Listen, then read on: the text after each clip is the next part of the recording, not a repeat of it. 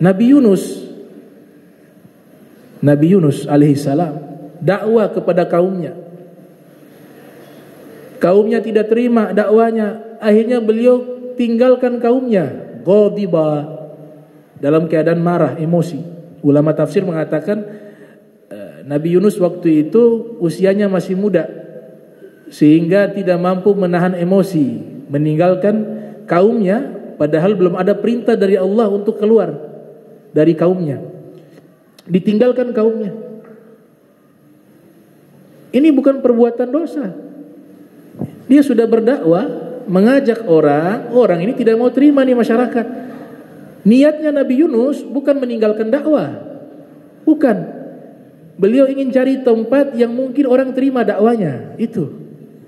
Tapi bagi mereka para nabi, Allah jadikan ini kesalahan besar, seakan-akan seperti dosa. Akhirnya dikasih uqubah, dikasih sanksi kontan waktu itu, naik kapal di tengah-tengah lautan, ombak begitu dahsyat, kapal mau tenggelam. Mereka perintahkan ini barang-barang dibuang, muatan-muatan dibuang. Mereka buang muatan, memang Allah sudah setting sebagai bentuk uqubah, sanksi kepada Nabi Yunus. Tapi sanksinya ini bukan karena perbuatan dosanya Nabi Yunus, tapi derajat mereka terlalu tinggi, sehingga hal-hal yang sepele, yang tidak layak dinisbatkan untuk mereka lakukan, dianggap satu perbuatan dosa, perbuatan yang salah. Padahal kalau diteliti gak ada yang salah. Ini kaumnya tidak mau menerima dakwanya, beliau cari tempat yang orang terima dakwanya. Dibuang itu barang-barang semua. Ternyata masih belum bisa stabil ini kapal. Akhirnya mereka buat undian, siapa yang namanya keluar dibuang ke lautan. Ternyata yang keluar namanya Nabi Yunus. Sebagian di antara mereka kenal Nabi Yunus, ini orang baik, orang soleh. Coba kita ulang lagi. Diulang lagi, diundi. Kedua kali Nabi Yunus juga namanya. Sampai 3 kali nama Nabi Yunus keluar. Nabi Yunus yang mengatakan, sudah laksanakan ini. Ini kayaknya teguran dari Allah. Tahu Nabi Yunus, teguran dari Allah. Nabi Yunus menyadari belum ada perintah keluar meninggalkan kaumnya. Nabi Yunus sudah keluar. Padahal setelah Nabi Yunus keluar, kaumnya bertobat. Kaumnya bertobat, jadi orang baik semuanya. Dilempar Nabi Yunus tengah malam. Makanya dalam gambaran Al-Quran dikatakan thalathu dhulumat. Nabi Yunus mengalami 3 kegelapan. Ketika dilempar, ada ikan paus yang sangat besar menelan Nabi Yunus, ikan nun. Makanya julukannya Dhunnun. Ditelan masuk dalam perut. Ikan ini bawa ke dasar yang paling dalam di lautan. Bisa bayangkan 3 kegelapan, gelap malam, gelap dasar lautan, gelap di dalam perut ikan. Nabi Yunus berdoa di situ.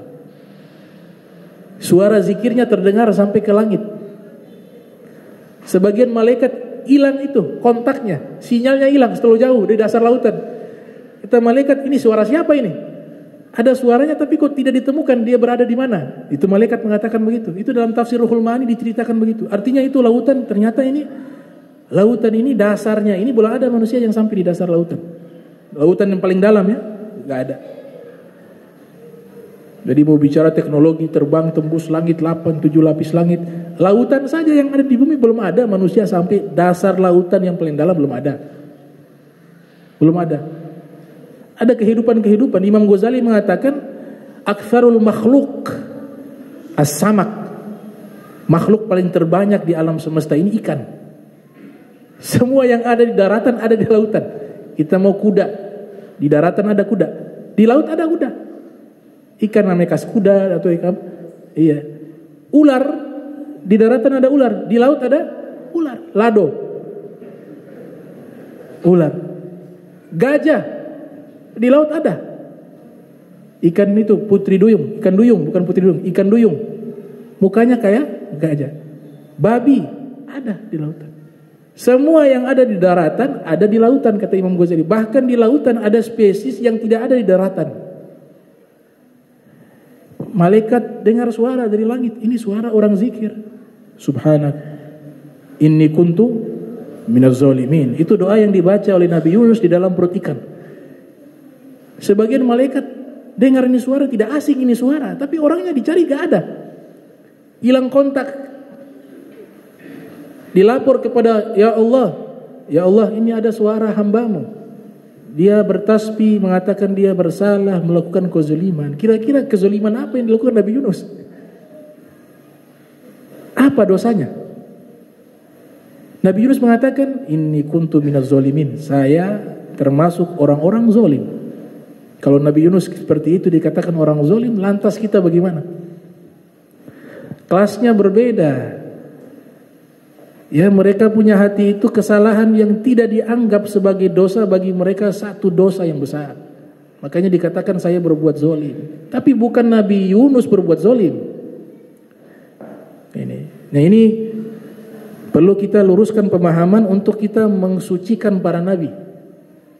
Kita memurnikan mereka, memuliakan mereka. Mereka tempatnya di atas, ma'asum, terjaga, suci, bersih. Tidak ada manusia yang sepangkat dengan mereka. Para nabi di atas segala-galanya. Mau dia walinya wali 10 kutub misalnya, dia memiliki magom wali 10 kewalian, tapi tetap para ulama mengatakan para nabi itu di atas segala-galanya. Makanya kita disuruh hormati Nabi Isa. Nabi Isa kita disuruh hormati. Imam Ali mengatakan jangan kalian mencela Tuhan-Tuhan mereka. Jangan kalian mencela Tuhan-Tuhan mereka. Kalau kalian mencela Tuhan-Tuhan mereka, kalian mengundang mereka mencela Tuhannya kita. Kalian mencela mereka, maka kalian mengundang mereka mencela Nabi kita. Gitu. Itu adab etika yang diajarkan oleh Imam Ali bin Abi Thalib karramallahu wajhah, dan itu termaktub dalam Sahih Bukhari. Akhirnya Allah terima doanya, Allah ampuni. Nah ini yang saya maksudkan, para nabi ketika disebutkan berdusta, itu bukan berdusta seperti dustanya kita. Mereka tidak berdusta. Dikatakan Nabi Adam bermaksiat, juga demikian tidak. Nabi Yunus dikatakan juga diazab oleh Allah, bukan azab, bukan sanksi karena dosa, tapi tarbiyah. Allah mendidik mereka, karena mereka magomnya itu magom yang paling tertinggi yang Allah pilih. Semua para nabi, para rasul 124.000 semuanya punya karakter yang sama, semuanya maksum, semuanya mulia. Itu karena malaikat Jibril dalam satu sisi dimusuhi oleh Yahudi. Nabi Isa, dua agama memandang berbeda. Yahudi menganggap Nabi Isa terlahir dari perzinahan. Nabi Isa terlahir dari perzinahan. Nasrani menganggap Nabi Isa terlahir daripada pernikahan dalam tanda kutip antara Tuhan dengan Maryam. Islam menempatkan Nabi Isa di tengah. Wa kadzalika ja'alnakum ummatan wasata. Demikian kami jadikan kalian umat Islam, umat pertengahan, untuk menjadi saksi. Saksinya apa? Dinyatakan di hari kiamat Rasulullah Nabi Muhammad dengan umatnya menjadi saksi atas keyakinan agama lain. Ini Nabi Isa dianggap Tuhan. Ini Yahudi menganggap anak zina. Itu. Nah, ini agama Islam posisinya di tengah. Ya, mudah-mudahan Allah Subhanahu wa taala jaga akidah kita, keyakinan kita, sehingga kita termasuk orang-orang yang lurus di dalam pemahaman agama kita, terutama kepada para nabi, para rasul, para malaikat. Amin ya rabbal alamin. Allahumma jam'ana hadza jam'a marhuma wa tafarraqana min ba'di tafarraqa ma'suma wa la tajal minna wa la minna syaqi wa la mahruma. Allahumma nadhih qulubana an ta'alluqi mimman dunak waj'alna min qaumin tuhibbuhum wa yuhibbunak. Subhanaka bihamdika asyhadu alla anta astaghfiruka wa atubu ilaik. Wa sallallahu alaihi Muhammadin wa ala alihi wa sahbihi wa baraka wa salam wa lafu minkum. Wassalamu alaikum warahmatullahi wabarakatuh.